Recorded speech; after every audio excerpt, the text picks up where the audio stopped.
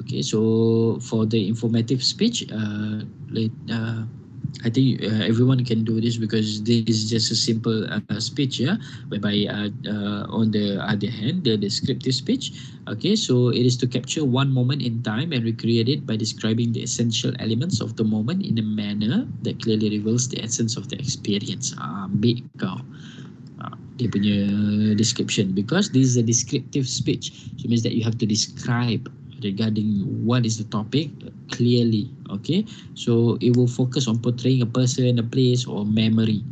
Okay, you might describe an experience or an object. Okay, focus your descriptive speech on anything you can perceive or experience. Your goal is to describe an object, okay, that your audience will visualize in rich details.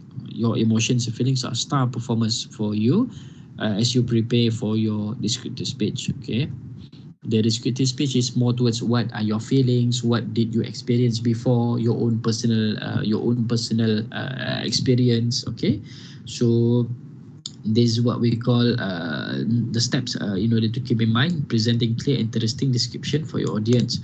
Okay, plan your descriptive speech by stating who or what you are going to describe. Okay, think about what qualities that will be the focus of your speech and why you are giving this description. Okay, so make a simple outline of this point to organize your thoughts and then give your audience a vivid experience by focusing on the five senses: touch, taste, sight, sound, and smell. So you have to describe. Okay, so let's say that okay, so the topic is regarding durian. Okay, I once throughout my lifetime up until I was 29, there is only one time that I went to the dusun durian, the kebun durian, dusun durian, whereby I can eat any durian that I found. Okay, so I only need to pay 50 ringgit for the entrance fee, and then I can eat as much as I could. So you can and then I can explain on the five senses. Okay, the touch. Okay, when you are holding when you are picking up the durian yourself from the ground. Okay, and then you can touch, you can feel the durian prickling your hands. Okay, and then the taste when you are eating the durian, the sedap gila kan.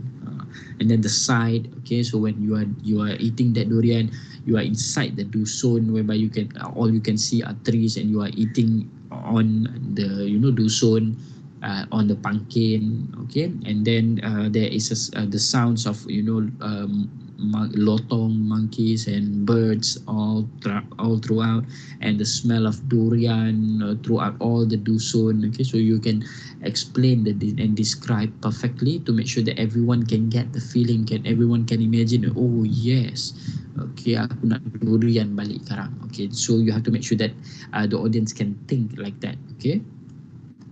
So the outline of a descriptive speech. Okay, so the format is just the same. The hook sentence. Okay, you have to make just the same as the previous informative speech, whereby but there's just a bit difference, whereby this is just the same as the attention getter, which is the hook sentence, to make sure that you have to make sure that everyone was captured by your topic at the start, from the start itself. Okay, grabbing the audience attention from the very beginning. Okay, and then context, background information. So tell the audience what you are about to describe and explain why it is important for you. Okay, and then you have to provide the thesis statement, just the same as previous, which is the main points. You just summarize it. Okay, and then that is the introduction, and then the body paragraph. Okay, start with the topic sentence. So let's say this is about the orange. So let's say that we are using, okay, the durian looks familiar.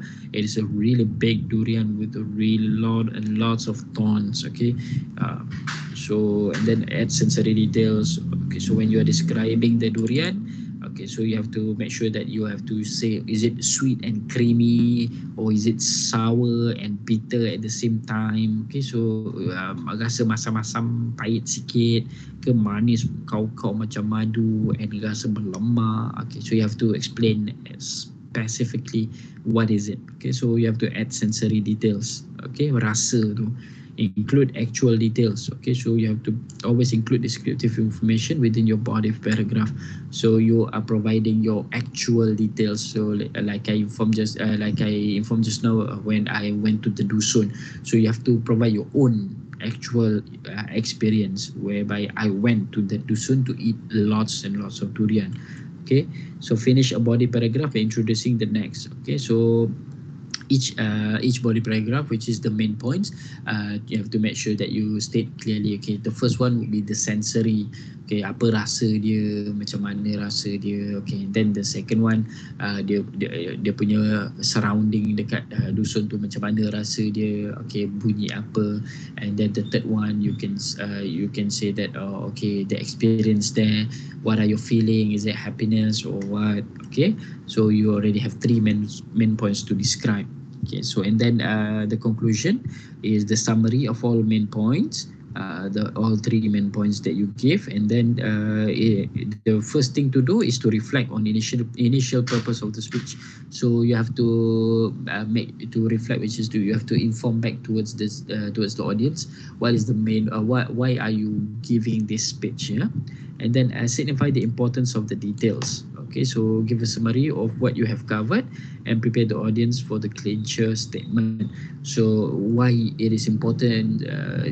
Why is it important for me to explain regarding the durian, the feeling of that? It is to promote all the audience to go towards to my friend punya dusun. Okay, so that is why, okay, why I'm doing that descriptive speech, because I want everybody to feel like they wanted to eat durian. And at the same time, I can explain to them that, okay, I have a friend who have a durian farm that they can go afterwards. Okay, so that is the importance of the details. Yeah. Clincher statement. So the clincher is the final sentence that reinforces your speech overall purposes and or leaves your audience with an intriguing thought. Okay, so the end sentence of the conclusion have to be that everyone have to think. Okay, so let's say the topic is about durian. Okay, so you have to make sure that everyone, thinking about durian. So you have to make sure that the last sentence can grab that audience punya mind. Yeah.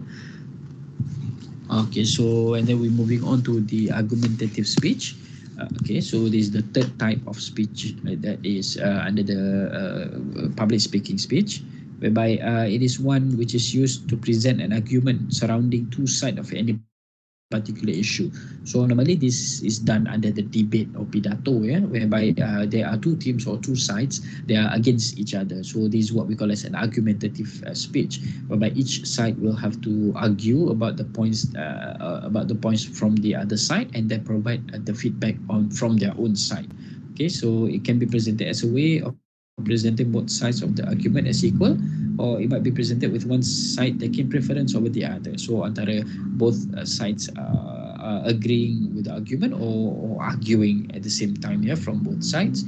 Okay, so when you have a specific opinion on the topic, okay, so the main aim of this is to change the opinion to change the opinions that the audience already has on a certain issue. Okay, so you are doing the argumentative speech whenever you have the ability to to change the opinion from the audience. So let's say the opinions are saying that, okay, global warming and climate change is not happening now. So you have to provide an argumentative speech to make sure that the audience think about, okay, it is happening now. Okay, so it is mostly based